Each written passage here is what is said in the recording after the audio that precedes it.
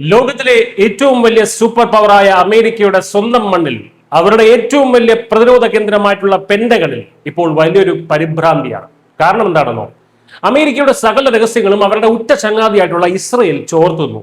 അതെ, കേൾക്കുമ്പോൾ അതിശയം തോന്നും. സ്വന്തം സുരക്ഷയുടെ കാര്യം വരുമ്പോൾ ഇസ്രയേൽ അമേരിക്കയെ പോലും വകവെക്കില്ല എന്നതിന്റെ ഏറ്റവും വലിയ ഉദാഹരണമാണ് ഇപ്പോൾ പുറത്തു വരുന്നത്. ഒരു കൊച്ചു രാജ്യം അമേരിക്കൻ ഡീപ് സ്റ്റേറ്റിനെ നോക്കുകുത്തിയാക്കി അവരുടെ രഹസ്യങ്ങൾ ചോർത്തുന്നുണ്ടെങ്കിൽ ഇസ്രയേൽ എത്രത്തോളം അണ്ടർ എസ്റ്റിമേറ്റഡ് ആയിട്ടുള്ള സൂപ്പർ പവർ ആണെന്ന് ചിന്തിച്ചു നോക്കണം. അമേരിക്കൻ ഡിഫൻസ് ഇന്റലിജൻസ് ഏജൻസി ഇപ്പോൾ ഇസ്രയേലിനെ ഏറ്റവും വലിയ രഹസ്യാന്വേഷണ ഭീഷണിയായ ക്രിട്ടിക്കൽ കാറ്റഗറിയിലാണ് പെടുത്തിയിരിക്കുന്നത്. ഇതിന്റെ അർത്ഥം എന്താണെന്ന് വെച്ചാൽ, അമേരിക്കയിലെ വലിയ വലിയ ഉദ്യോഗസ്ഥർ ഇസ്രയേലിൽ പോകുമ്പോൾ സ്വന്തം സ്മാർട്ട് ഫോൺ ഉപയോഗിക്കാൻ പോലും അവർക്ക് പേടിയാണ്.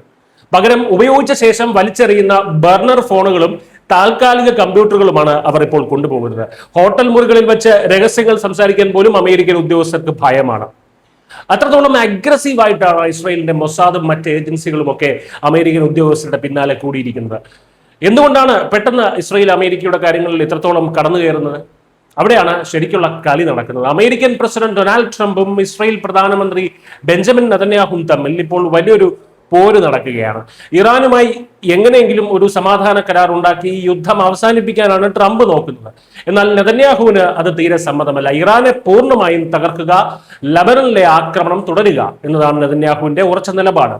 തനിക്കെതിരെ അമേരിക്കൻ ഭരണകൂടം ഉള്ളിലിരുന്ന് എന്ത് പണിയാണ് പ്ലാൻ ചെയ്യുന്നത് എന്ന് മുൻകൂട്ടി അറിയാനാണ് ഇസ്രയേൽ ട്രംപിന്റെ ഉദ്യോഗസ്ഥരെ തന്നെ ചോർത്തുന്നത്. ലോകം മുഴുവൻ അമേരിക്കയുടെ വിരൽത്തുമ്പിലാണെന്നൊക്കെ പലരും പറയുമെങ്കിലും ഇസ്രയേലിനെ പോലെ സ്വന്തം രാജ്യസ്നേഹവും ലക്ഷ്യബോധവുമുള്ള ഒരു രാജ്യത്തിന് മുന്നിൽ അമേരിക്കയുടെ കൺട്രോൾ നഷ്ടപ്പെടുന്ന ഒരു കാഴ്ചയാണ് നമ്മളിപ്പോൾ കാണുന്നത്. ഇസ്രയേലിന് അവരുടെ രാജ്യത്തിന്റെ സുരക്ഷയാണ് വലുത്. അതിന് അമേരിക്ക പറയുന്നിടത്ത് ഒപ്പിടാനോ അവരുടെ താളത്തിന് തുള്ളാനോ അവർ തയ്യാറല്ല.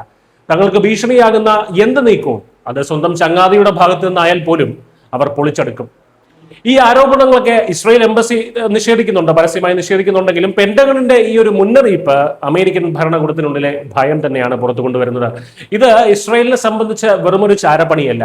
തങ്ങളുടെ രാജ്യത്തിന്റെ കാര്യത്തിൽ ആരെയും അവർ കണ്ണടച്ച് വിശ്വസിക്കില്ല എന്ന അവരുടെ ഉറക്കെയുള്ള ഒരു പ്രഖ്യാപനമാണ്. ലോകക്രമം മാറുകയാണ്. അമേരിക്കയെ ആശ്രയിക്കാതെ കരുത്തരായിട്ടുള്ള രാജ്യങ്ങൾ സ്വന്തം വഴി സ്വയം വെട്ടി തുറക്കുന്ന കാഴ്ചയാണ് നമ്മൾ കാണുന്നത്. News desk Malayalam.